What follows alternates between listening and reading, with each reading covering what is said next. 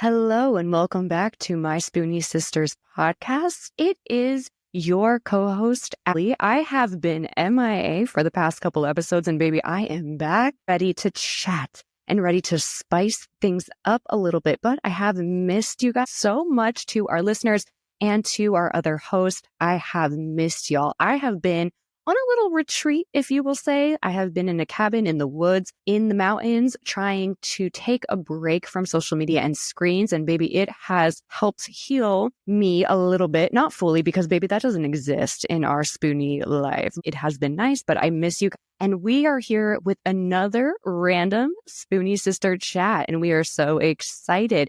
I'm very excited about today's topic. Well, today's topic is starting off strong with a little bit of spice, but then we'll get into the most random things, I'm sure. We were just sitting here chatting about sex. Yes, something that is different for all of us, especially us Spoonies, the way we experience it, the way that we forget about it because of pain. Somebody was just saying about how their diagnosis got them actually more spicy. For me, it was the opposite. When I got really ill, I completely ignored all things about sex. And now let me tell you something. I love sex. I think it's amazing. I hate that it is a forbidden topic. I hate that it's taboo. I think it makes us women very powerful and can be seen in such a beautiful light. But the way that we were all brought up, like everybody, I'm sure here, all of us co-hosts, it was probably taboo. I've never had a friend that say growing up, it wasn't a taboo subject. And for me, it was too. I grew up in a very religious Catholic family.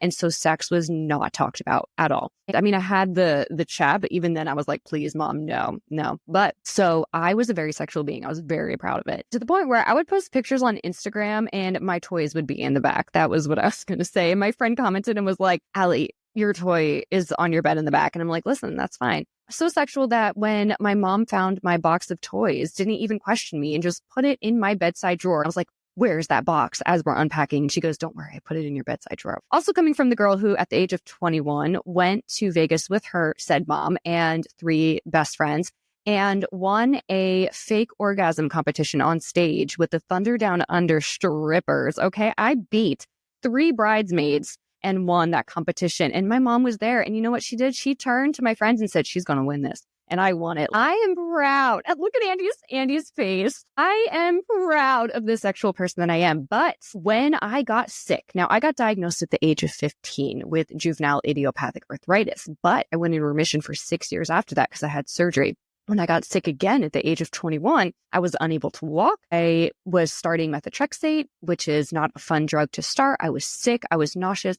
I would say 10 years after that, I was not in the mood ever. I was tired. I was nauseous. I was overworked as well. So that it plays into it. But I was not in the mood for sex. Poor Travis. I was just not. I was just too tired. And it wasn't until I quit my jobs and got enough sleep and really started to focus on my health and read smutty books did I get it back. So yeah, I was the opposite. And I know if you guys don't want to talk about it, you don't have to. But I was wondering how you guys felt dealing with your chronic illness and keeping things spicy in the bedroom.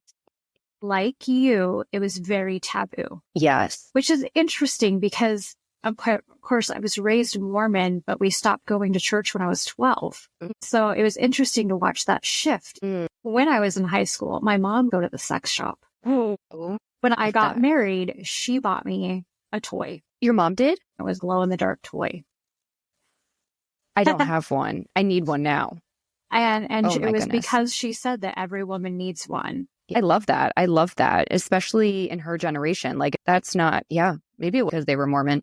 I love sex stores. A part of why I'm so sexual and spiritual about it is could be because I grew up in Saudi Arabia, where clearly there are no sex stores and no talk of sex, and you can't even show skin. So it's probably a little bit as to why I'm so open, because I grew up in such a place that women couldn't even work or drive. I think that has to do with it as well. I did bring a sex toy into the country and I did get caught. Yeah. Well, luckily I was in the country next door. So I was in Bahrain, which is where we would fly into. I was going to be in Italy. I was going to be in Italy for 6 months studying abroad, and I was single. So I had to bring a little something with me. And I brought a little toy. Luckily, it was not in the shape of a, you know what, that would make it obvious. It was in like kind of like a crescent moon shape. And yeah, the guy who found it in my luggage, because they check your luggage before you leave the airport, not like here. He took it out and he was like, what is this? I was like, I had to think on the spot. I was like, okay. My ass took it from his hand, turned it on, put it on my shoulder, and said it's a shoulder massager. I'm standing in an airport. This man is dressed in a uniform, an army uniform, in Bahrain, in a Middle Eastern country. I'm standing there with a sex toy on my shoulder, vibrating. I'm with a straight face saying, it is a shoulder massager, sir. He looks at me. He goes, put it away. He closes up my bag. I leave. He lets me go. My mom is waiting for me outside, smiles. She's like, you're here. Oh, let's go get Krispy Kremes because it's the only Krispy Kreme place in the country. And it's at the airport. And she's excited and jazzed. Like, it's our tradition. We always get Krispy Kremes. I grab her hand. I drag her out of the airport. I'm like, Mom, now is not the time to get Krispy Kremes. We need to get in the car and leave. She's like, what? Why is your face so red? I'm like, I just pulled out my sex toy and turned it on for the guard. We need to leave now. But I luckily got it into the country of Saudi Arabia. I didn't bring it back. Did I bring it to Italy? I don't even know. I think I was so mortified. I don't think I brought it with me. It stayed in Saudi. The fact that I got through it. That's how I didn't dare bring it back to the Bahraini airport. I was mortified. It stayed in Saudi. It threw it away. Something else happened. My mom had guests over and it was in the bedside drawer. And I had to tell her, Mom, you're going to have to move that because they were staying in my room. I'm like, oh, shit, it's always there. And so, yeah, she had to move it. In Saudi, the guys go through your trash, not like the dirty trash, but other trash. I'm sitting in the kitchen watching them and I'm like, this toy is never going to get out of my life. As I watch them pull it out and wonder what this is, I'm like, this toy it's cursed. The toy's cursed. They threw it back in the trash. They didn't know what it was. But my mom is like, Allie, you cannot bring those into I never did again. But yeah, so it could be living in Saudi Arabia is the reason I am so sexual. It is taboo to talk about, but that's why I love talking about it so much because I follow so many people online who talk about it. I even follow a woman who's like in fitness have you guys seen her where she teaches you comfortable positions to have sex in and like ways to do it that won't hurt your knees? I'm obsessed with her. I will share it with you guys. She's amazing. I think she's in Atlanta, which makes me sad that when I lived there, I never went to one of her courses. But yeah, it's so important. I've not seen her, but why haven't you sent her to us? I post her all the time. I am on a social media break, but I will go find her and post her. But I love her sessions. Like she does all the ways to like do it without hurting your knees and stuff. Andy, yes. So here's the thing. Andy has entered the chat. Oh, here's the thing. I am over here baffled. I'm not even going to lie to you. I'm over here baffled. And if people could see me in real life, I think I kicked my chin like 6 times because my mouth has been wide open, pause, nothing naughty. My mouth has been on the floor. Same. To which part? All of it. All of it. To me at 21 winning the prize of the Thunder Down Under. The mama there. My mom saying I'm going to win. Jenny at the toy store with mom. With her mom. Yeah. There is no way my mama, my grandmama, none of my aunts was going to, I don't recall even having the conversation about what parts went where when we were touching fronts. Yeah. We didn't even have the touch fronts or don't let the tips touch kind of conversation. Mm-hmm. It was, I guess you're going to find out. We don't talk about those things. I guess you're going to find out. So, like, kudos to the empowerment and the freedom that comes with talking about it. I didn't realize how uncomfortable, moment of transparency, guys. I didn't realize how uncomfortable I actually was going to be sitting in this conversation, but also how empowering it is to see that the outside perception of this being so taboo, it's really not. Everybody's humping for real. At some point in time, somebody's going to touch fronts. Like, we're going to be belly button to belly button. At some point in time, we're going to be belly button to belly button. And I think where my generation might have had a hiccup is that we didn't have the conversation in any capacity. Yeah. And so for me, I made sure that I started having the conversation with my daughter as soon as her body started changing. Good. Because we need to identify these parts. They're not the pocketbook. It's not your cookie jar. If they touch you, they touch you. I want to know why. I want to know where. And you need to know it's not okay if you don't feel safe with it. But it was teaching her all the things that I wish I would have had the conversation when I was younger. I had a lot of questions when I finally decided that I was ready to start touching fronts. And that was later than the average person in most of the time. But when I decided that it was time for me to start being active, I had a whole lot of questions, and it was rooted in fear because that is literally how I was raised. Now, that touching fronts ended up being with my person that you go on to be with for double-digit decades and whatnot, you know, but there was so much fear associated with, if I make this decision to give my body, or I'm not supposed to talk about it, what if it gets out and people will give you the scarlet letter? Yeah. But the scarlet letter for the thing that is natural. It's natural. If we're here to procreate, if we go all the way back to, like for me, biblically, it was, you're not supposed to do this. Okay. You're not supposed to do it. Got it. But if we go back to the root of it and our bodies were meant to procreate, then the conversation of this is your body and how it works. And if this is happening and you don't feel safe, then they actually need to know what that looks like, that it is a natural thing. And there's also people out there that do unnatural things using the natural experience that can victimize you. But I had no idea how uncomfortable this conversation was going to make it. Like, I am not, but not a bad uncomfortable, just like a, wow. You're aware. You're like, wow. So yeah. That's kind of where I'm at. Like, we did not discuss it. I had brothers, so I was the only girl. I was almost raised as an only child because of our age differences. I had sister-in-laws. My first sister-in-law came in the marriage when I was 4, but sex, even then with them, was a taboo conversation. Ex-sister-in-law, because I gained a little weight in high school, thought I was having sex. So since that, like, I really struggled with not wanting, because, oh, you mean I'm going to gain weight? Like, now, of course, that's not how that happens. I'm not sure. Yeah, I was told that my hips were going to spread. Yes. So I'm thinking your hips start spreading. Yeah. So it just, and I'm like, so I put on some weight. I am sexually active. So then I just did not want to talk about it. Yeah, the fear of, like. Also, that's not like, you don't want that to be, even if you were being sexually active, it doesn't need to be shout to the rooftops, because I've never heard of this before. And like my family, I did not discuss who my first was, when my first was, like nothing. It was not discussed. I got my first toy for a wedding gift, it was my bachelorette party. Do you know where it went? In the trash. I will be honest, 100% honest. It went in the trash because I did not know what to do with it. And none of my girlfriends, we didn't talk. No. I'm over here like about to cry. No. She's laughing. Can I use this interlude to tell you something?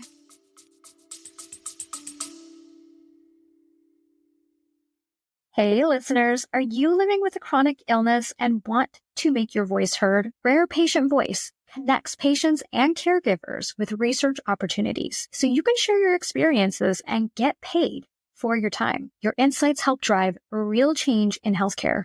So sign up today using the link in our show notes and start making an impact. Who is this? My mother. I am in love. Can I say what your mom just said? Sure. Her mom said, what happens in the bedroom stays in the bedroom. And Jenny was like talking about toys. And she goes, they should be organized by texture and hashtag batteries. Yes. I am dying that she hashtagged the batteries. Yes. Yep. The part you might not see is I said we're talking about sex, and I don't know why I spelled it out. And I said I should, because that's how we're raised. I said I should invite you in. I love this. But the other thing that I said to you, I looked up sex in the Bible. This is 1 Corinthians 7. Now, concerning the matters about which you wrote, it is good for man not to have sexual relations with a woman. Okay, interesting. But because of the temptation to sexual immorality, each man should have his own wife and each woman her own husband. The husband should give to his wife her conjugal rights, and likewise the wife to her husband. I'm pretty sure my husband's taken that verse and sent it to me many times. Just that verse. That one verse. Just saying, conjugal rights. Do not deprive one another, except perhaps by agreement for a limited time. Mm-hmm. Flee from sexual immortality. Every other sin a person commits is outside the body, but the sexual. Mm-hmm. And so, right yes, we're raised not to talk about it, but it is still in the Bible, and it does tell you to do it. But it also says the woman deserves it as well. It's not just for the man. And so I we think do it. in We some, just don't talk about it. exactly. I'm shocked. But I think there's some groups where women have to do it because the man wants it. It's not about Like her some enjoyment. religions? Yeah. It's not about her enjoyment. I don't, but I also think in some relationships, I mean, I've had friends that their husbands did things they didn't like, but they felt forced they had to. You know what I mean? Khaleesi in Game of Thrones, when she first got married, She didn't know. and she basically was bent over and here you take it. Yeah. And Linnea, like your friends that, just did it, right? If they were raised with mothers or fathers, I don't know, I would be more comfortable with a mother talking about what is and isn't correct. That's also another reason I want to nip this in the bud with it being taboo. Because like if you had these open conversations with your mother, you would know that that is not okay and that is not what you need to do. Exactly. Like how Andy's saying, talking about it with her daughter. That's amazing. Like none of us really, well, maybe Jenny, but as much as I love my mom and I love that she's like powerful about, being sexual nowadays, like we didn't have that conversation as a kid, So yeah, that makes me sad. I wish that they had those conversations. And there was no having this conversation with my mom. My mom was in her late 40s when I was born. And what I learned was from that sex ed class in 4th, 5th grade, where you learn about your period. But my daughter knows. I did teach my daughter. What baffled me is that the women in our lives knew, right? And obviously there was proof because they had kids, right? But we never had the conversation about whether or not they felt safe in doing it, whether or not they were ready to do it, what that looked like. We didn't talk about whether or not it was going to hurt and what to expect if it did hurt and how to care for yourself afterwards and all of the things. We didn't have those conversations, and those conversations are important because a lot does happen to your body when you give yourself for the first time.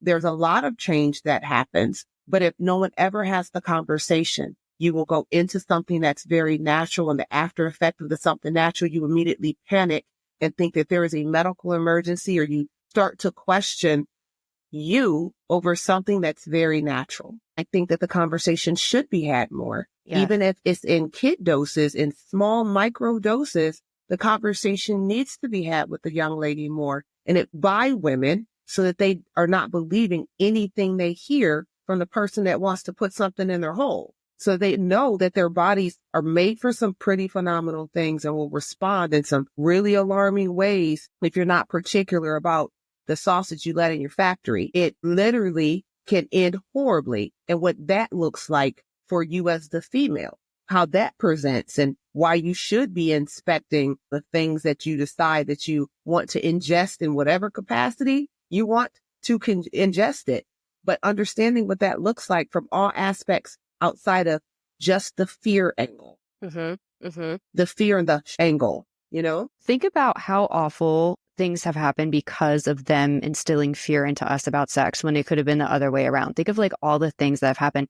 Think about the women who have never had an orgasm by their husband because they don't even know what that is, or that they don't know that sex can feel good. Think about like all teenagers are rebellious. I'm rebellious. That's why I had sex. I'm rebellious. I didn't know anything about it. They want to do rebellious things. And if they're not educated on it, they're going to figure it out for themselves. Teenagers are going to be doing it no matter what. And if you instill fear in them, they're still going to be doing it. They're probably going to do even more because you're instilling fear into them. But if we were to teach them, and yeah, at a young age, Andy, like my brothers were really young when they lost their virginity. They probably didn't know what they were doing. Like if we could just teach them that sex is a good thing and consent, and just talk about how it shouldn't be feared, and no matter what age you are doing it, well, obviously kids shouldn't be doing it, but we could just talk to them and just be open about it and just think of how things would have been different. It wasn't until I was in my early 20s when I got married that we talked about it. I wish that we would have talked about it when I was younger, because like we're saying, we need to have these conversations. I annoy and disgust my daughter all the time, but that's because I want her to have the information. I want her to feel comfortable. And I want her to know that she can come to me with questions without me saying, this is what I do. She doesn't need to know about what we do in the bedroom. But what I want her to know is that she can ask me all the questions if there's something that comes up. Give them the resources, right? There are so many resources and books and to let them know it's okay to, explore their sexuality as long as they're being safe and consent and all of the things. I don't know what sex education in school is like in the US. I only did it in Saudi and it was such BS. They don't have it anymore. They don't have it. My kids did not have it. Now, I will say They my don't son, have it anymore. no, my son They don't had, have sex ed or home ec. yeah, What? no, We used to? no. Nope, they don't have it anymore. And when JJ we at did his it- middle school, they talked about it. Where Amanda Okay. went, they didn't because it was a K-8 traditional school. And now they're separate them and they talk to the girls specifically about periods and pregnancy. And then they talk to the boys. Yeah. And But they then don't even talk do to the that boys anymore About, they don't do it anymore. at all. You get the period talk, 5th grade. Period talk starting in like 4th or 5th grade, and they did it every year after I was in that. 6th grade, yeah. But then in high school, in our health class, they did talk about sex, but it was mostly about STDs, and mostly there was a lot of laughing and making fun and jokes. Yeah. Dude, That's In high interesting. school. It's They do interesting that not it's not offer- happening. Health classes. My husband used to, the company he worked for in Kansas, they used to have a health section. It's like that they talked about different health issues, but it was how to take your blood pressure. What's the blood pressure mean? It was those type of typical clinical health things. If you wanted to go into healthcare as a job, that was it. I don't think there's any school in Arizona that has a class like that. If there is, it's not where my kids go to school or went to school at, but it's very sad. Do any of you know if they still do this? Where I grew up, if a girl got pregnant, she actually got removed from being in the regular school with us. And at first, I thought it was because like an embarrassment thing. But what I later found out is it's a whole separate building that has child care for after they give birth and everything. They don't do that And- anymore. Bummer. Because they teach a lot of stuff. Okay. Now you go to an alternative school for real, not attached to the school. I've never heard this. And now they don't even do that. You just pregnant and in school, and then That's the way it you is can here. go virtual after you have the baby. You can go virtual so you can finish, but they're not providing daycare. They're not sending you to alternative schools anymore. They're like, oh, you having a baby? Cool. Your classmates not, y'all in the same class. So you're having a baby and you in chemistry. So come to class. You got a morning sickness bag. Bring that with you, but come to chemistry. Okay. Dang. Yeah, they've had girls at the high school when I worked at the high school that were pregnant, and they would go to an alternative. It wasn't alternative school. It was just online. There was all the same classes, but they were able to go online. It was out of the other district office was their main, but that way they could stay in school. And then when they were ready, they could come right back, transition right back in, but they were at home. Yeah. But they had to stay home. I feel like it really was the scarlet letter though. Yeah. I feel like they did that to take them out of the population so other people wouldn't think that it was normal or Absolutely. okay. Or they would catch it.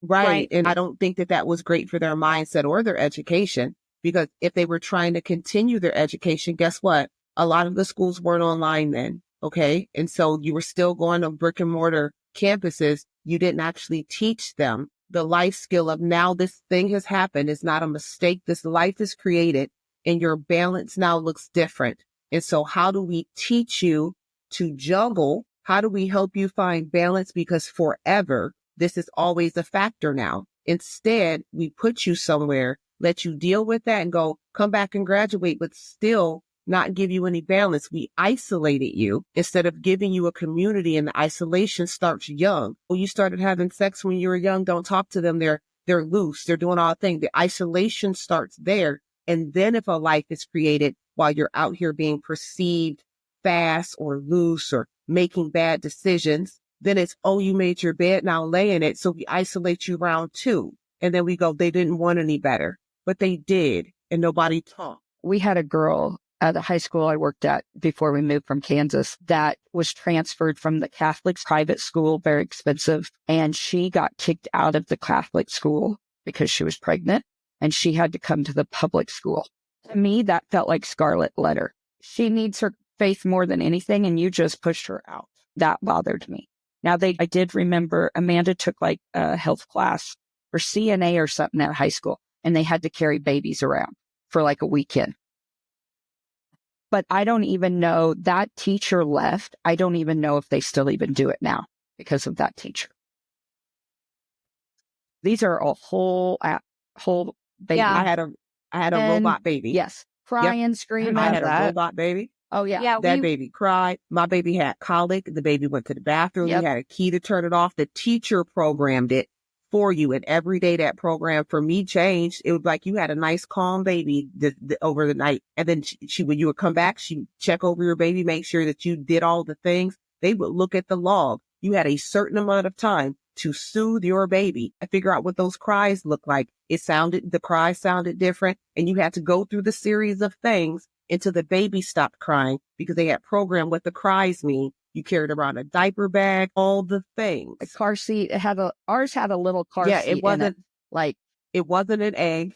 yeah. We had a car seat. We had the baby. We had the diaper bag, the whole nine. It's the reason why I wasn't a teen mom, literally. And then I had to carry a gym bag and my book bag and all the things. And we had to do that for an entire month. Yep. Oh, see, theirs was like a weekend. No, They mine went was to an the entire They month. went to the football game on Friday night. They were taking that baby to the football game unless they had a babysitter Yep. for it. It was off and on for a month. We went through what it was like to be married. They gave us a husband. See, we didn't go had to that go far. through budget. Yep. We had a husband. We had to go through budgets. We went grocery shopping. We planned life on if you decided this is what you wanted to do. If you and your fake spouse was beefing, who had the baby, we went through who got the baby this weekend, but they made sure that both parents had, because we're not technically married, both parents had alternate weekends, and we switched. And then Wow. during the day, during class, they would be right next to us. And they wanted to see that we could interact, that we could figure out this decision. If in the right now moment, we decided we didn't want to be together no more, but this baby existed, they stopped doing that. Wow. We just had a bag of sugar. I know that the babies came later and the robots came later, but we just had the bag of sugar and they weighed your sugar at the end to see how well you were taking care of that bag of sugar. Guys, we have been graced by a beautiful face. We have a new guest. I'm so excited. Welcome to the party. So this is my mother. This is Avis. Everyone here is so excited to meet you, Mom. We've heard great things. This is good. I'm thankful. Yes, you walked in on us having a conversation around sex and why it's such a taboo subject and how we wish our mothers would talk to us when we were really young girls about it, and how these amazing mothers, and here and you as well, talked about it with their daughters. And how we wish it wasn't taboo, and how we think it would be a better place if the conversation was open and we discussed it without fear. My mother did not discuss it. Neither did my dad. But they were very affectionate around us. But some of the stuff that Grandma taught you was really, really weird. Yeah, but that didn't have anything to do with sex. True. She taught you some weird things about tampons and shaving. Shaving was a taboo. We did. She gave you sandpaper, Mom. To shave my legs, yes. Wait, what? Wait, Yeah. what? How does one do that? My mom's mom was not kind. Let's put it that way. Okay, Mom, you tell. Wait, sandpaper. Okay, can we just pause at the sandpaper part? Because I'm okay. So I have some follow-up questions. Hi, Mom. I have follow-up questions.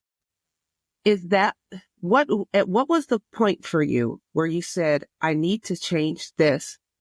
No, I mean, what was the point for you? What was your youth moment that said, when I have a daughter, I'm going to make sure I talk to her about these things? What was that moment for you? I don't think I actually had a moment where I thought I would have a daughter, but at the moment about using sandpaper on my legs, it's like nobody should have to do this. And that was my only rebellion.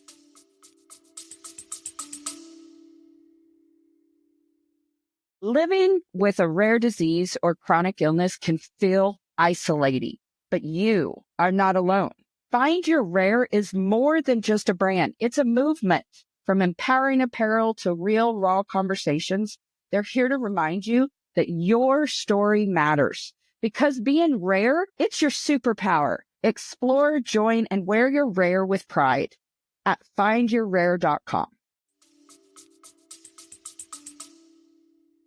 Yeah, I wasn't allowed to shave till I was 16 because I would be welcoming advances from older. What am I shaving for? Nobody's supposed to be that close to me. They shouldn't be touching me. They should be able to see that I have body hair, all of those things. And so Wow. Sandpaper is wild. Yeah, I only did one leg and it was starting to bleed. And I just thought, well, this just isn't, I'm not going to do it. So I went and got Dad's razor and finished shaving my leg. Can I just say, I think Grandma had cruel ideas of how to mess with people. It probably had a lot to do with how she was raised. Yeah. And that's where breaking generational curses come in. But that doesn't have anything to do with what I know you ladies are talking about today. So I've got some more follow-up questions, Adis. Okay, so Jen's in the store with you, right? So you're just out running some errands. And you was like, hey, let's go make this stop. Did Jen ask questions afterwards?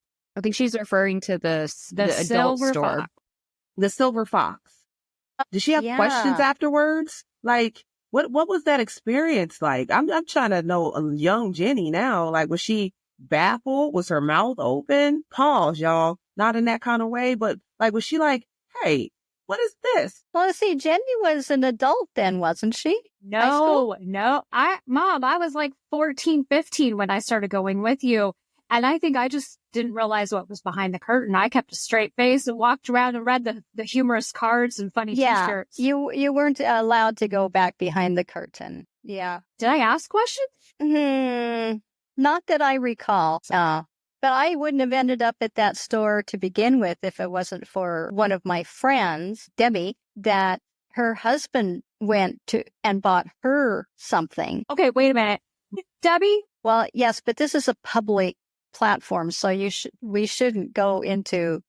I'm not saying last names. I'm just okay. Pretty much the whole community is Mormon, so But was this? But it's part of your story, Jen. So using her first name won't say she won't figure it out. I'm just in shock over here. Okay, I grew up in a very, very LDS community. Yeah. No, she didn't even go buy groceries on Sunday. And if she did, she opened the garage, pulled in, closed the garage before she would take the groceries out of the trunk of her car. So the neighbors wouldn't see. So the neighbors wouldn't see that she went shopping on Sunday. Was that not something you can do? Correct. Unless things have changed. A lot of things have changed in the decades. But here's the thing.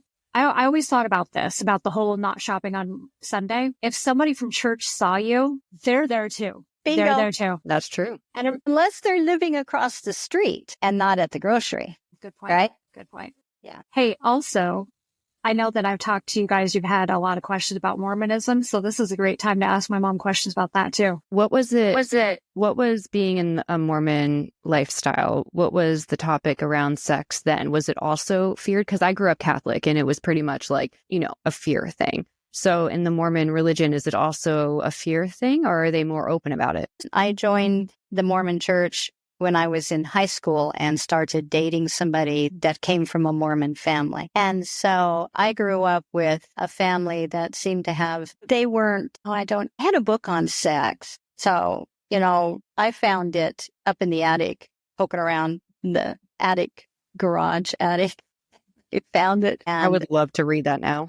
It would be a vintage book. My parents were playful and affectionate, but there was definitely a separation parents were adults and kids were kids, and kids were, you go over there and we're going to be over here, so they had an adult life and we pretty well just raised ourselves. Yeah. Raised yourselves. Yeah. Kind of. Yeah. I did too.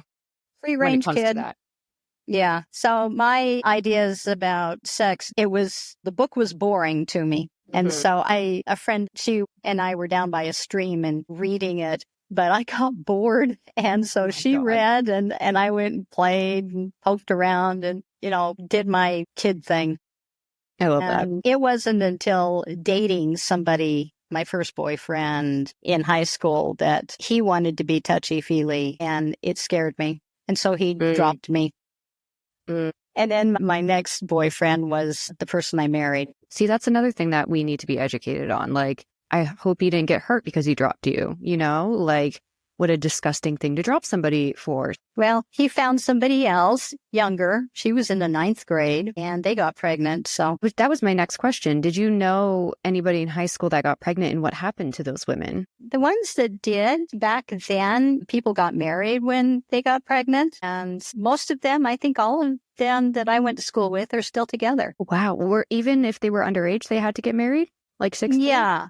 The only circumstance I've ever known of where somebody didn't get married was a neighbor whose daughter got pregnant and the parents were Mormon and they insisted that she adopt the baby out. Wow. That's hard. Insist, too. Thinking of my next question.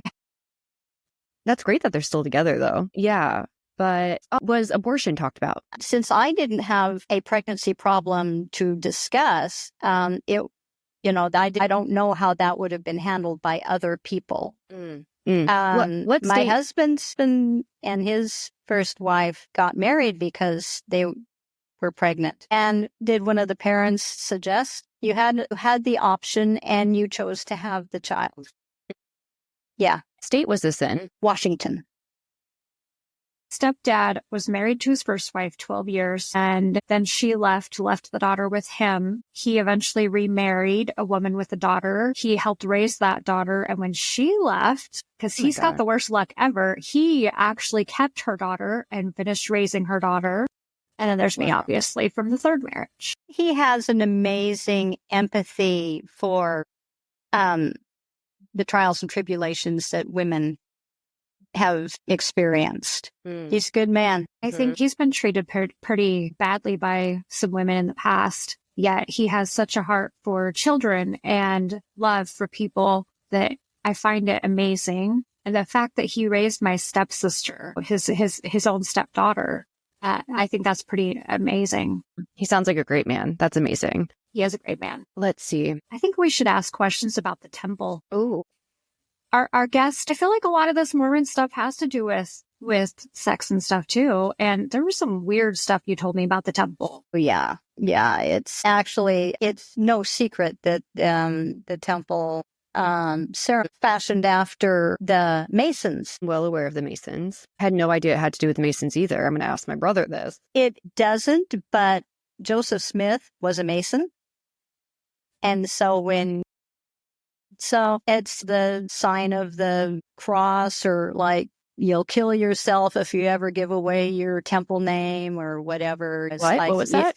You do all of these vows in the temple, and you're given a name. That women are given their heavenly names. And you're not allowed to speak of it? Exactly. If you say your name out loud, you will go to hell. Wait. What? Okay, I got questions. What's the I got questions. Andy got questions. Andy has so many questions.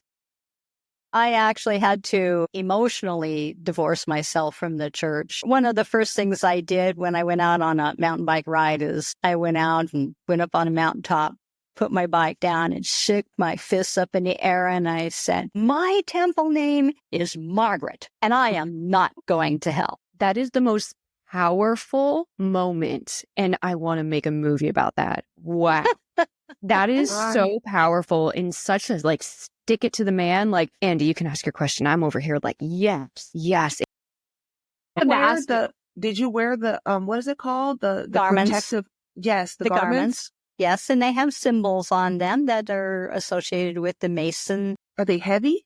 They're lightweight. They're like wearing a slip, except that slips. they're like back in the early 70s.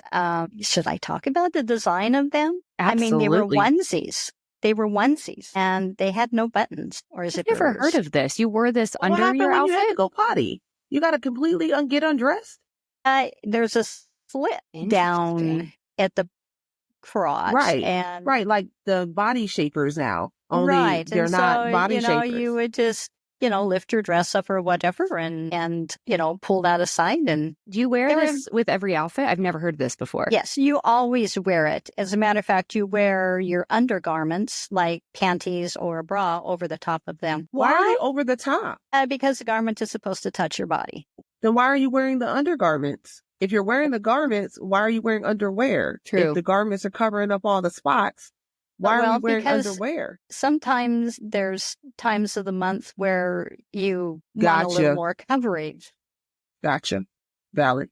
Valid. But So- how, during times of the month, are you supposed to wear that and then underwear? Because then you would just get that. I guess you could put a pad in it. I have so many questions. Can you? Yeah, can you? I didn't use pads. Were you allowed to use tampons? Yes. Okay. Some families. Yeah. Allowed. Some families. I mean, now there's a family member that I'm aware of that wasn't allowed to. Yeah, Not and from my family. where I grew up in Saudi Arabia, and they don't have tampons there. Yeah. The Okay. women aren't allowed, so we had to bring them in. I didn't know what a tampon was until I got well into high school, and one of my teammates was like, this is how you use it. We did not have the conversation. We weren't supposed to do it.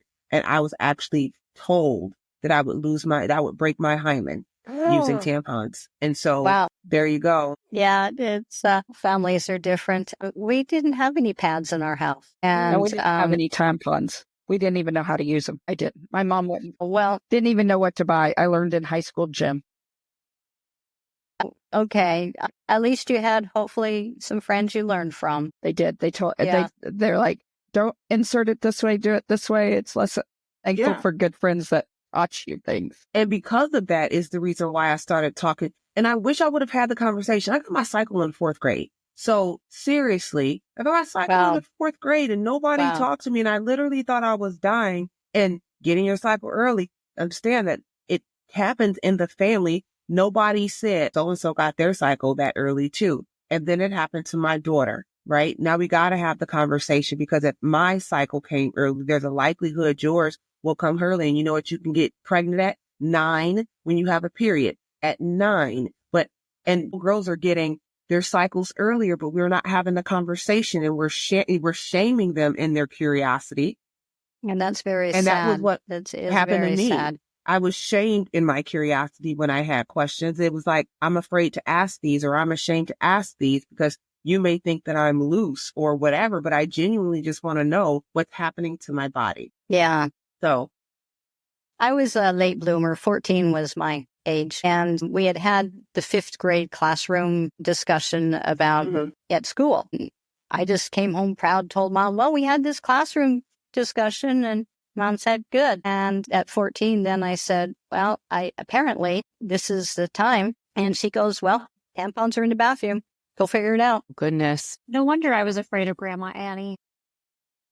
So you converted, I got some more Mormon questions. So you converted into Mormonism when Yes. you were dating. Yeah. Did you have a lot of domestic roles? Were you expected to be heavily domesticated when you converted? Like, I don't know how to say that in a way that doesn't.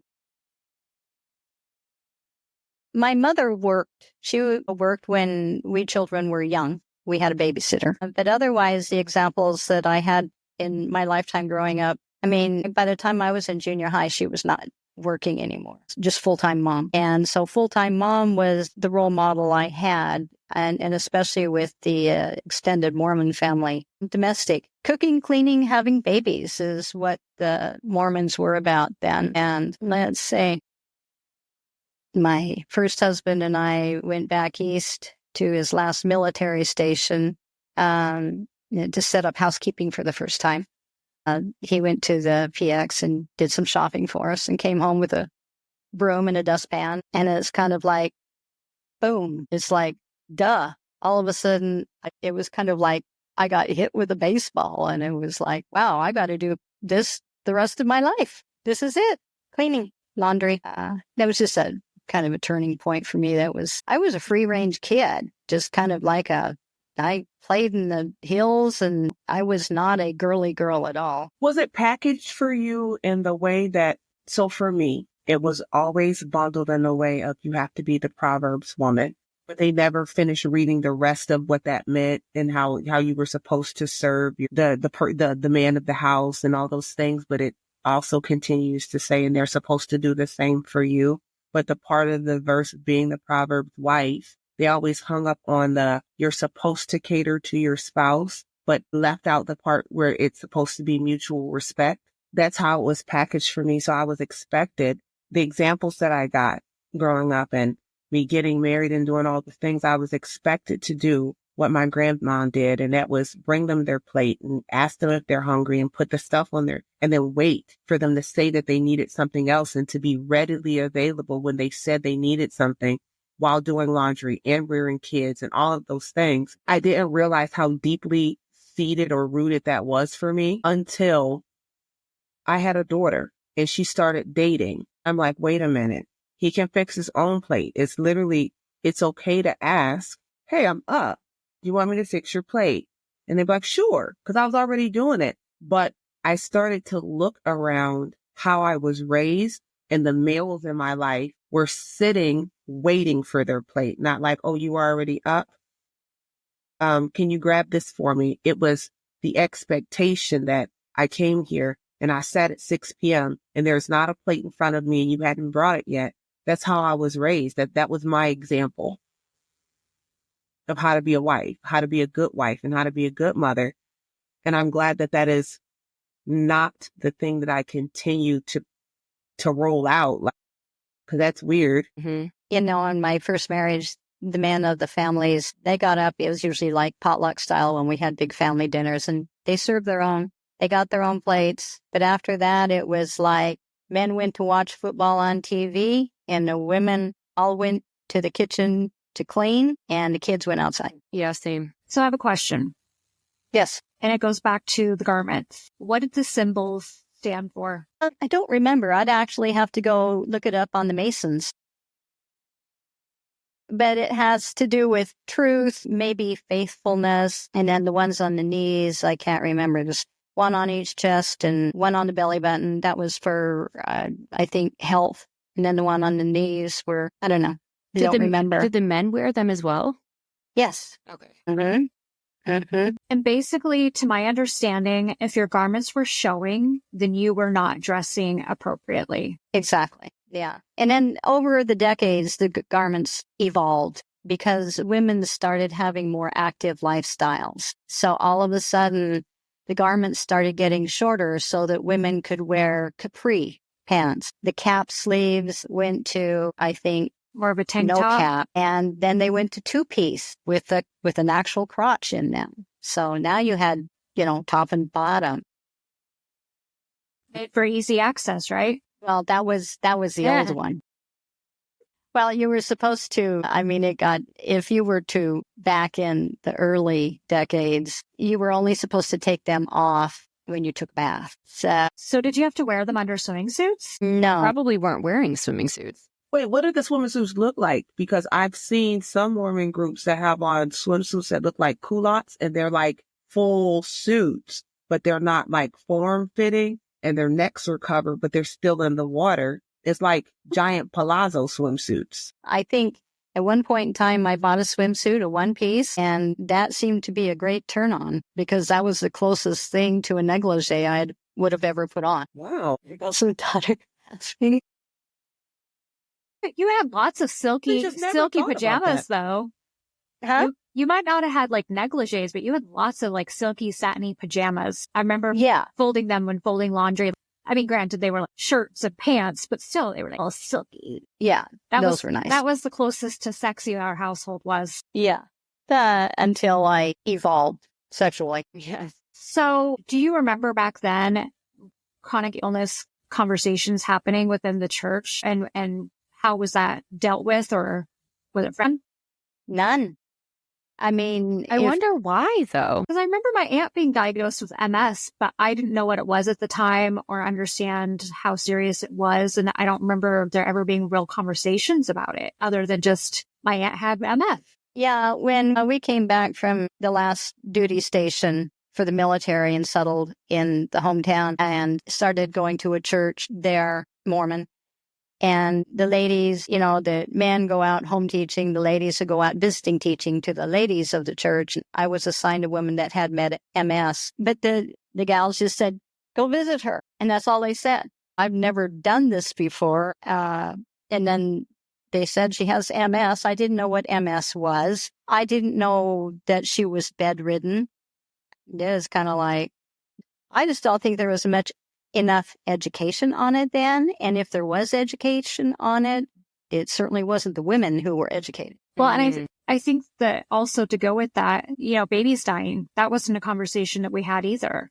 I remember hearing about some of these people losing children or whatever, hearing that their babies had passed in their sleep and hearing this happening, what I felt was a lot as I was growing up, but never a conversation of why or anything like that. So it's almost like we just didn't talk about health in general. Or am I wrong? No, there wasn't conversations. Just was not. When your dad got cancer, Jenny, I really didn't know what it was. Yeah. Another conversation. And I'll bring my mom and we can all discuss. I love this. Okay, we're going to plan this out. We are going to plan this out. All right, ladies, until next time, don't forget your spoon.